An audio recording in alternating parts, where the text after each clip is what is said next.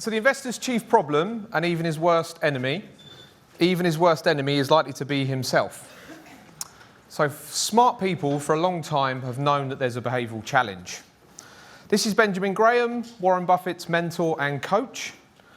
He's been dead for over 40 years, longer than I've been alive. It's not usual that you thank people at the beginning of a conference, so hopefully you guys are still going to be here at the end. But as I say, it's a new concept. It's not been tried before.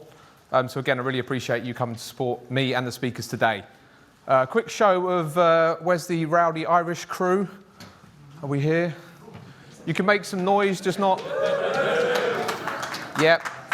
It makes a change you guys getting up at 3:30 in the morning to come and see me rather than me getting up at 3:30 in the morning to come and see you. Anyone from Scotland? You've got to make a noise, not just put your hands up. That's it. Aye, aye, aye, aye. Northern Ireland, I know there's a couple of guys. There they are. Wales. The North. Midlands. South. Cornwall. Hey, one from Cornwall. Penzance. Yeah, and London? Good stuff. So when I first came into this business, this is what I thought I managed. That's what financial advisors do, isn't it? They look after money. The longer I was in this business, the more I realised the money is the easy part. The money is the easy part. All of our professional problems are going to come from these things here, the humans. The humans are where all of our troubles are going to come from. You don't get a panicked email from an investment. You don't get a frantic phone call from a pension. The hardest thing we have to do as professional advisors, 4 words, is to ensure that our clients stick to the plan. It's a lot harder than it sounds. I came into this mighty profession in 2007. My first role was at a local firm in Dunstable, Bedfordshire. Anybody know Dunstable, Bedfordshire?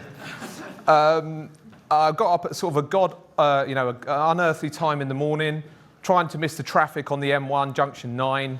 Cold, dark, dreary building, terrible carpet, terrible coffee, terrible kettle, 20 filing cabinets. And those of you who know me well know I don't take kindly to filing cabinets. Anyway, I started from A, getting out a big fat file, dusting it off, calling the clients and going through all of the different accounts and investments and pensions that they had. I absolutely loved it, and it was sort of my Hamburg moment where I was learning this business. But fortunately, I was a researcher. And in 2008, I found myself around the corner at Down Street. Those of you who know Down Street probably know where this story's going. I was at the headquarters of Dimensional Fund Advisors. And I was in David Jones's office. I had no clue what was going on, but luckily I found myself there just because I spoke to a lot of people and I realised everybody seems to be talking about Dimensional, so I'll go and see them. So fortunately, David Jones saw me. He was a regional director then. He's now the head of the world. Those of you who know him.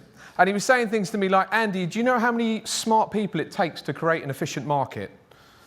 I said, David, I don't know what an efficient market is, and I don't really know any smart people, but enlighten me. He said, Andy, let's say there was 1 Picasso expert and 5 idiots in a room. If a Picasso painting came up for sale, the Picasso expert's going to get it for a bargain. I said, I'll take your word for it. And then he said, let's say there's 2 Picasso experts in the room and 5 idiots. Those 2 Picasso experts are going to bid the price of that painting to its fair price value. He said, Andy, that is the stock market. Again, I said, I'll take your word for it, David. But what has that got to do with the top 10 performing funds of next year? He continued. He said, Andy, let's say you're at a village fete. Never been to a village fete. And you were guessing the weight of the bull. Never guessed the weight of the bull, David. Did you know, well, I'm not going to know, am I? Okay, Andy, just hear me out. Did you know that the average guess of the bull is going to be more accurate than the individual guesses? Again, I said, David, what has that got to do with the Fidelity Special Situation Fund that's on a roar for the last 20 years?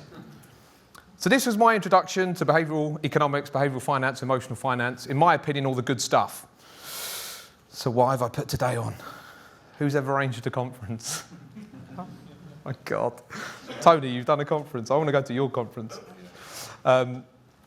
it's been fun and games, basically, long story short. Managing financial advisors, is fun and games. So why did I put today on? Mainly, like yourselves, I've been to many, many conferences, many symposiums, many seminars.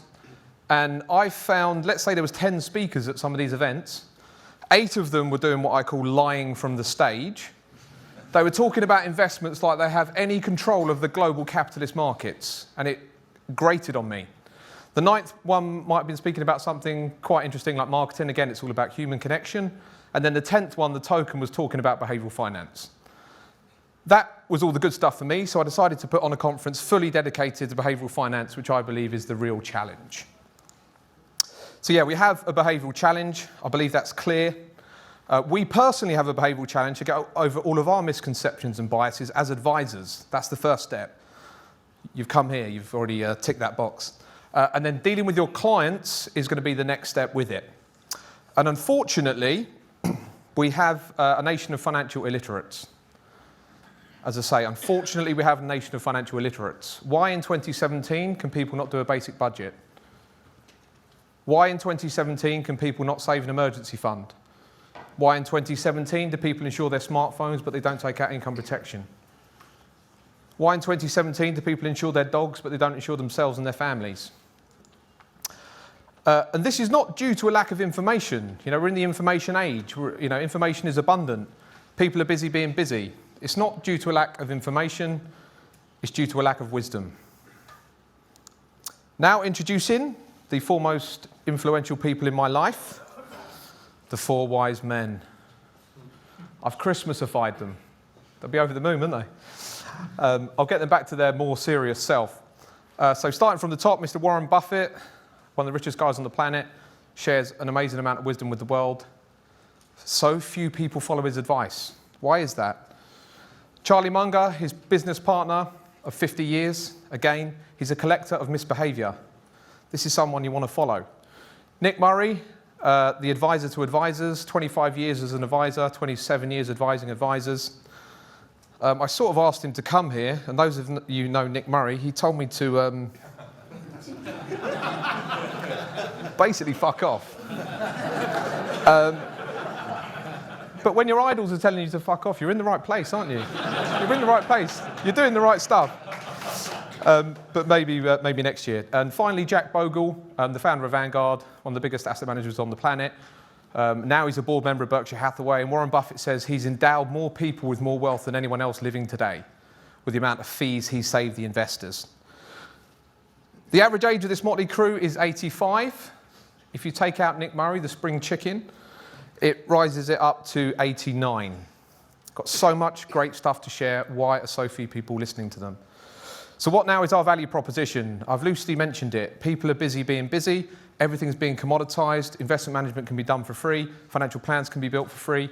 What is our value proposition then? I believe we are the value proposition. We are the difference in clients' families' lives. They say, what's happening now? Tell me what's happening now. You've all had that question. What's a good investment now? The horrible now word.